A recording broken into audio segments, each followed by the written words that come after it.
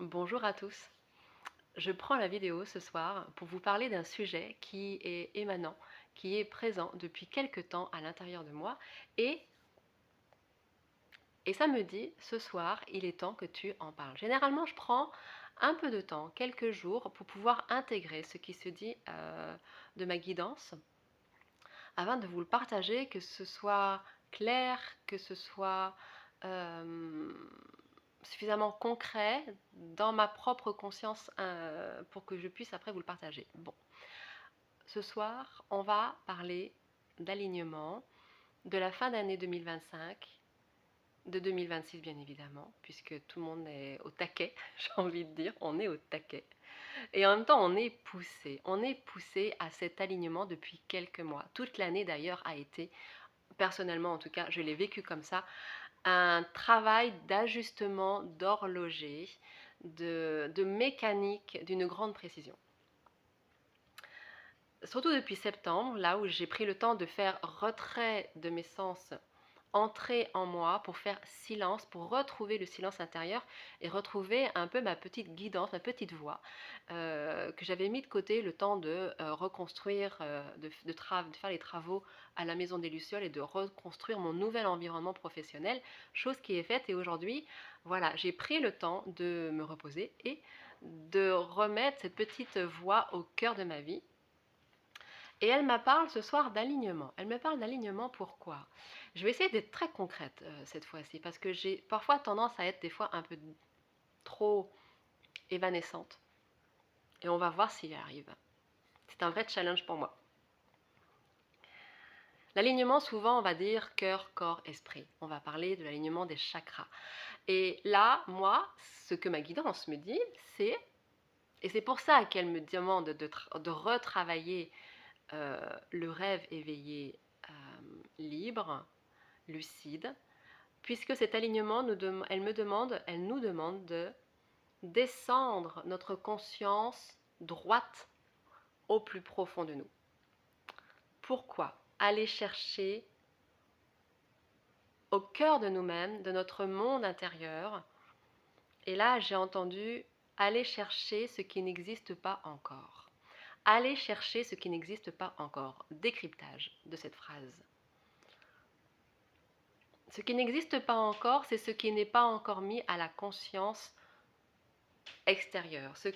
Et c'est pour ça qu'on nous dit, descendez avec votre conscience en vous, découvrir ce que vous n'avez pas encore osé regarder et qui de fait ne peut pas se révéler, ne peut pas se manifester, ne peut pas se présenter. Or, on voit bien que depuis voilà, la fin de l'été, on nous demande de couper les derniers attachements, on nous demande de nous aligner, on nous demande de nous choisir, on nous demande de faire le ménage, de nous réajuster au niveau du tissage relationnel, au niveau de la relation qu'il y a en nous-mêmes, envers nous-mêmes, avec nous-mêmes. C'est pour ça qu'il y a des personnes qui sont dans des histoires, dans des expériences hyper confrontantes, puisqu'elles nous demandent d'être alignées. Alignées cœur, corps, esprit, c'est quoi? C'est je m'aligne avec qui je suis. Que ma voix, que mes actes soient juste alignés avec qui je suis. Et ça nous demande de lâcher nos fidélités, nos croyances, nos peurs. Tout ce qui fait qu'on n'est pas aligné, qu'on est tout de suite décalé parce que depuis, voilà, on a grandi comme ça avec l'idée que c'est l'extérieur qui va impacter l'intérieur. Notre famille, notre éducation, notre environnement, notre culture.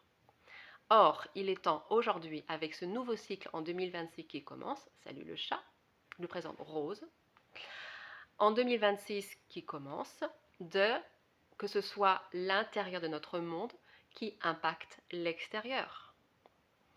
C'est une nouvelle vision. Donc la première étape à réaliser, c'est je descends au plus profond de moi avec la conscience que j'ai quelque chose à aller chercher de l'ordre de la pépite, de l'ordre du trésor. Et je vais remonter comme un chercheur d'or. Je vais remonter, je vais remonter. Ça va pas être facile parce que là, on va se confronter à j'ai peur qu'on me voie, j'ai peur de décevoir, j'ai peur, j'ai pas le droit. euh, voilà, toutes les histoires qu'on va se raconter pour ne pas réaliser qui je suis. Qui je suis n'existe pas encore. Bien évidemment, il est présent de toute éternité. Il est présent en nous, mais il n'est pas encore révélé au monde. J'ai cette phrase aussi qui me dit, qui me trotte dans la tête depuis vachement longtemps, là, depuis quelque temps. Cesse de rêver ta vie et vis tes rêves. C'est ça, vis tes rêves. Mais oui, cesse de vivre dans le rêve, mais réalise cette vie rêvée. Comment?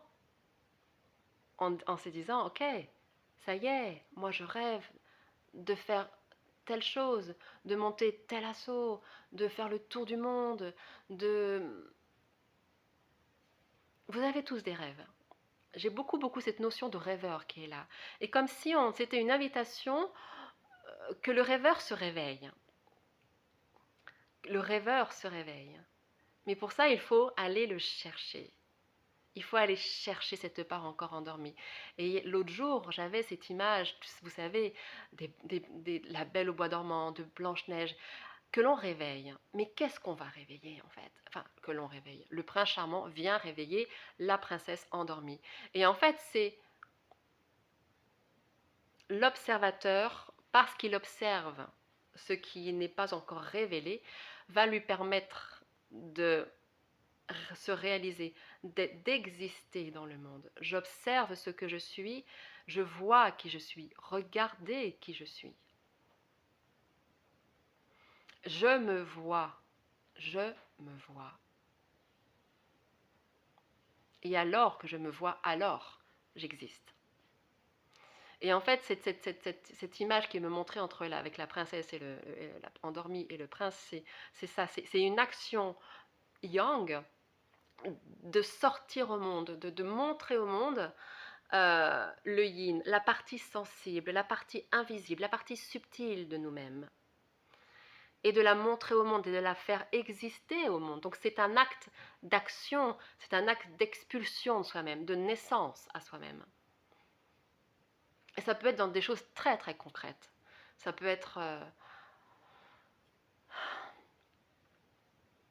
réaliser un travail, ouvrir son entreprise, se lancer dans une formation, oui, faire un voyage, je ne sais pas. Exister maintenant, exister, voilà ce qu'ils nous disent. On m'a aussi montré dernière chose, et je vais vous le mettre dans le partage, dans les textes, dans les commentaires. Je ne sais pas si vous vous souvenez, en 2022, j'avais réalisé ce calendrier de textes canalisés, 12 textes en 12 jours. C'est là où moi, mon canal s'est ouvert en fait en 2022. En tout cas, a complètement ouvert complètement les portes. Et je suis allée voir, on m'a dit, va voir le texte du mois de novembre, va voir le texte du mois de novembre. Et le texte, ça s'appelle Terre promise. Et franchement, il est pile d'actualité. C'est réaliser qui vous êtes. Ça termine avec retrouver l'insouciance des jeux d'enfants, retrouver votre pureté. La pureté, elle est là. Elle est ce diamant brut qu'il demande à exister, à sortir à la lumière de la conscience. Et parce que ma lumière traversera ce diamant qui a été taillé depuis des années, bien évidemment, par toutes les expériences, tout le travail personnel, développement personnel et spirituel que l'on fait depuis des années.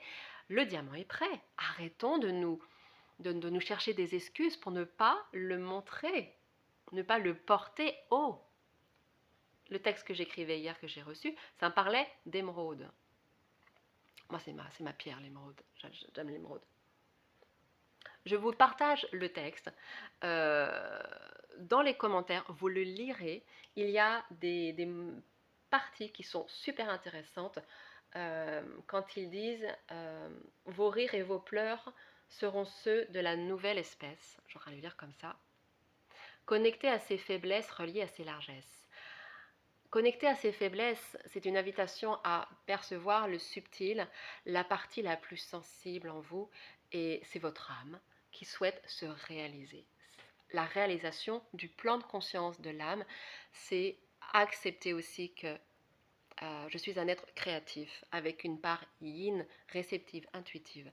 Euh, et que c'est grâce à mon yang, mon prince charmant, à mon roi, si on veut, là, elle pourra se manifester dans l'action, dans la volonté, dans la persévérance, dans l'ancrage. Descendez tout ça, voilà. Mettez ça dans la terre promise et vous verrez vraiment en 2026, vous serez pleinement acteur de ce qui se passe, de ce qui nous est demandé, c'est d'être qui on est. Je suis ce que je suis et j'existe à travers qui je suis et qui je suis existe à travers moi.